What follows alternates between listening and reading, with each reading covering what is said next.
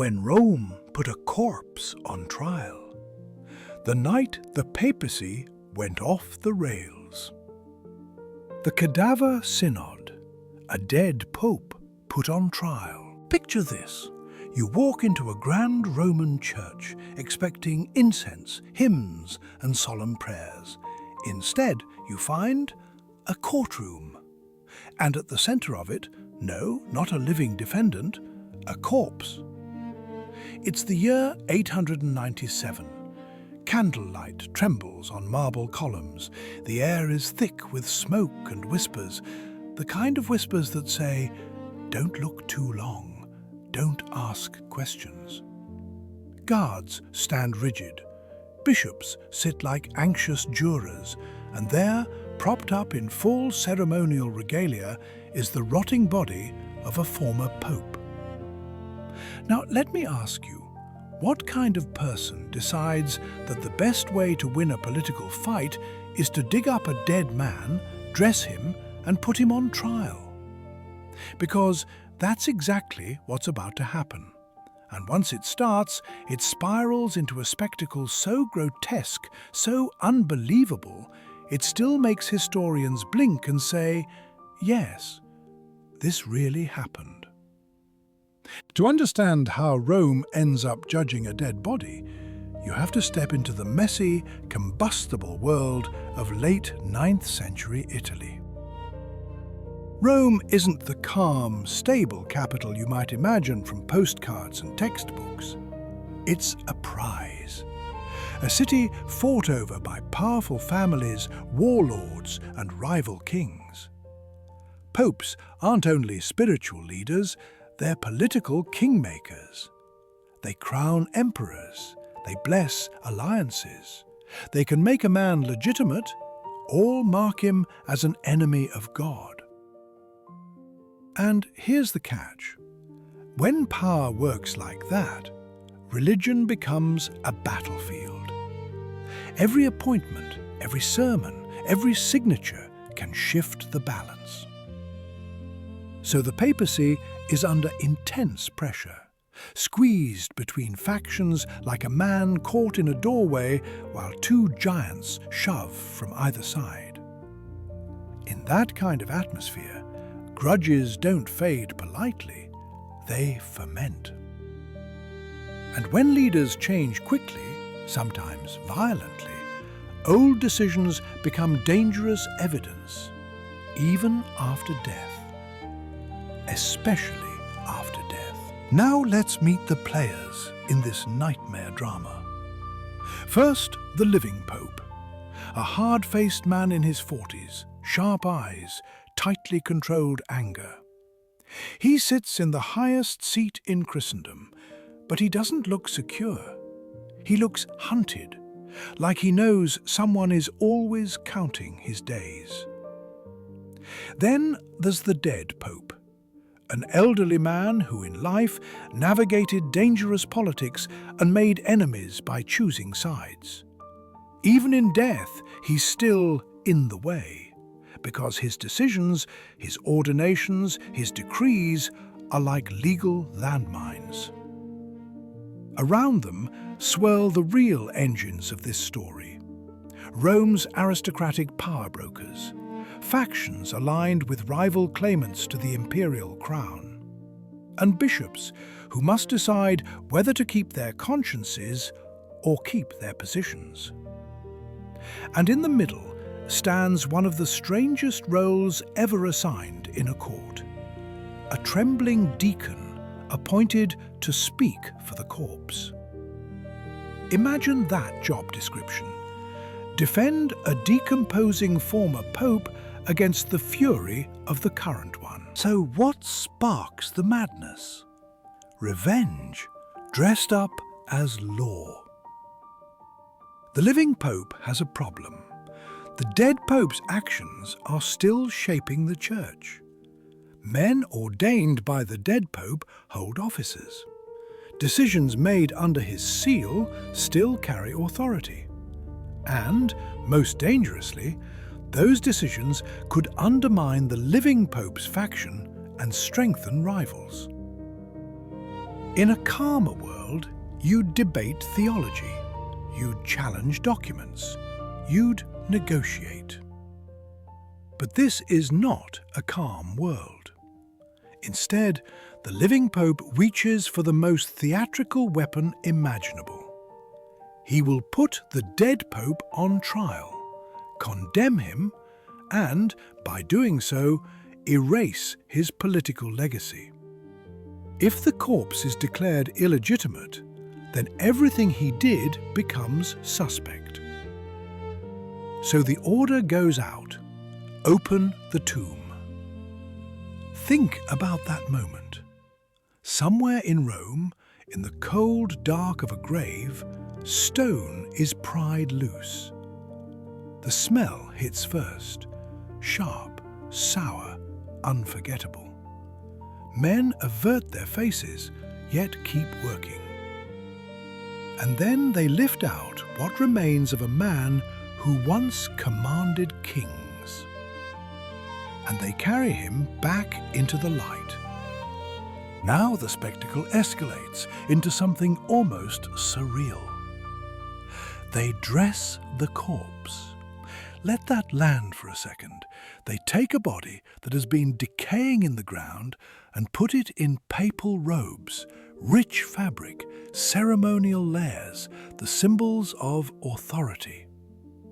They prop it up on a throne like a grotesque puppet.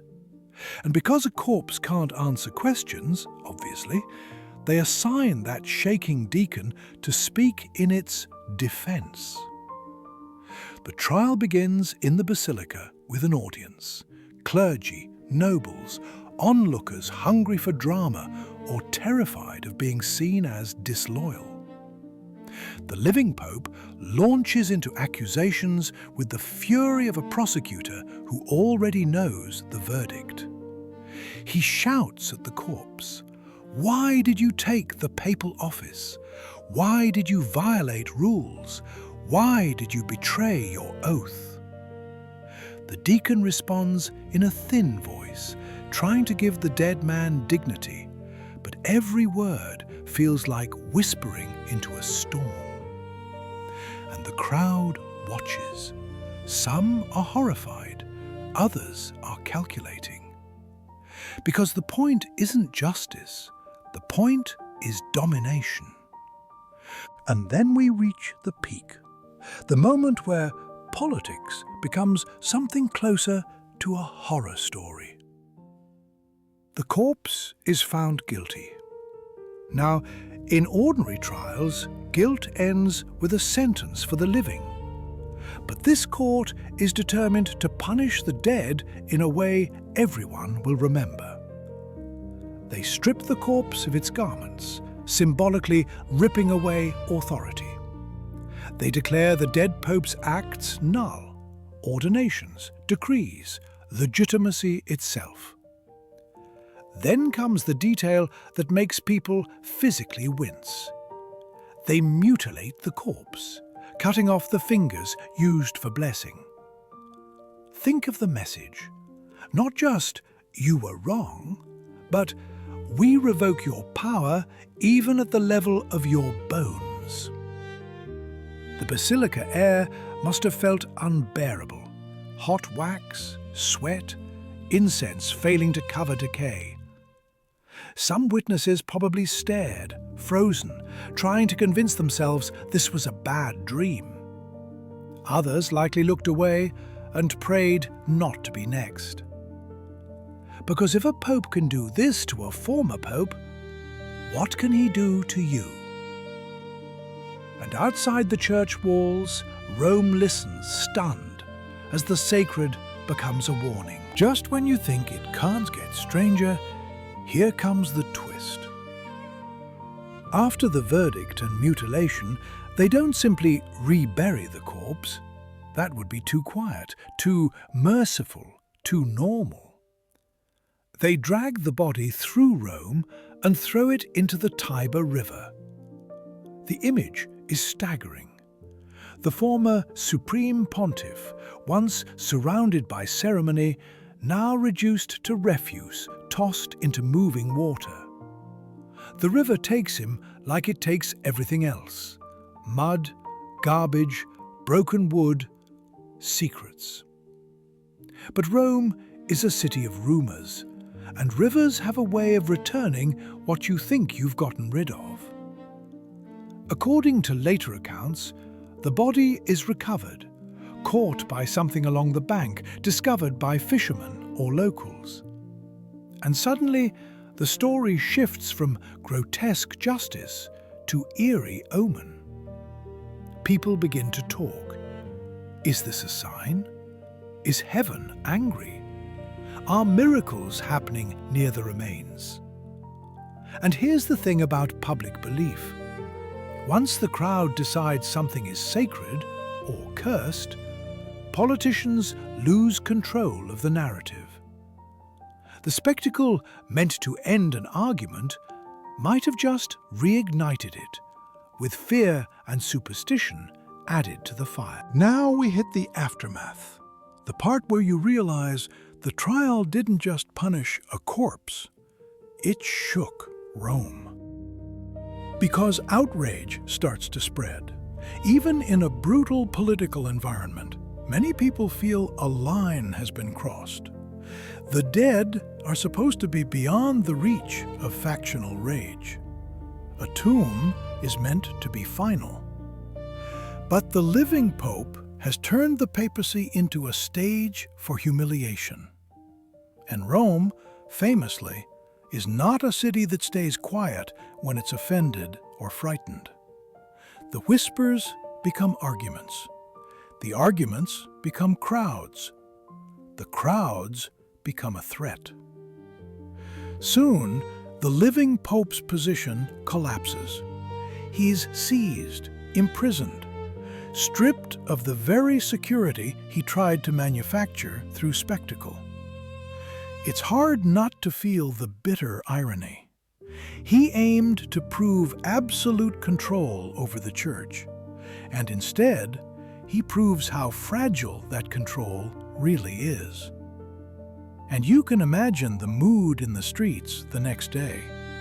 People replaying the scene, retelling it with wide eyes.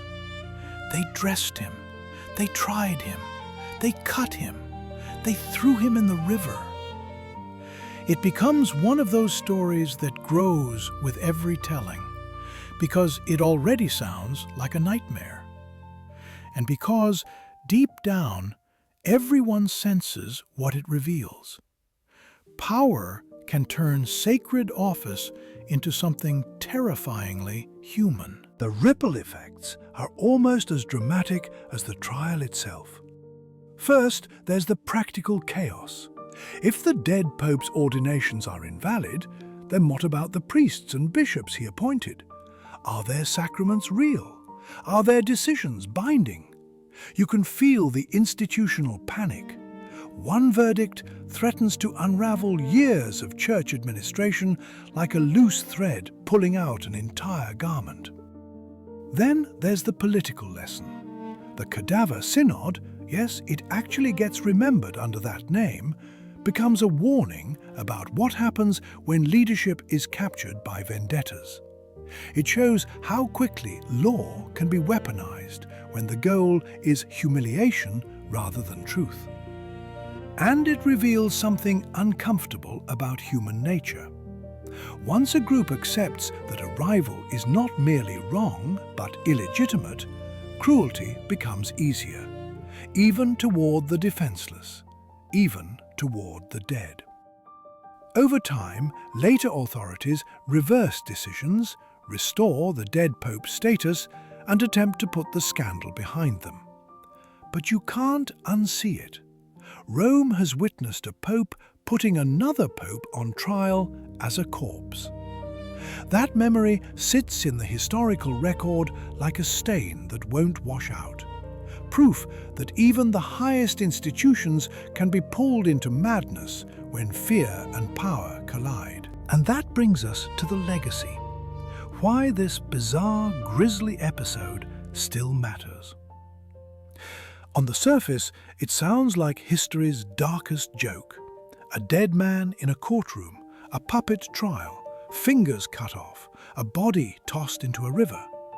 It's the kind of tale you'd expect from a Gothic novel. Except it happened in one of the most important institutions in medieval Europe. But listen closely, and you can hear the deeper theme beating underneath the horror: insecurity. The living Pope doesn't dig up the dead because he's strong. He does it because he's scared. Scared of rivals, scared of legitimacy, scared that power is slipping through his hands. And when leaders are afraid, they sometimes reach for spectacle, for humiliation, for acts so extreme they hope everyone will be too shocked to resist. Yet the Cadaver Synod also shows the limits of that strategy. The public recoils. The backlash comes. The attempt to control the story fails. So, the next time someone says institutions are timeless and above petty politics, remember this. There was a moment in Rome when politics dragged a corpse into court and demanded it answer.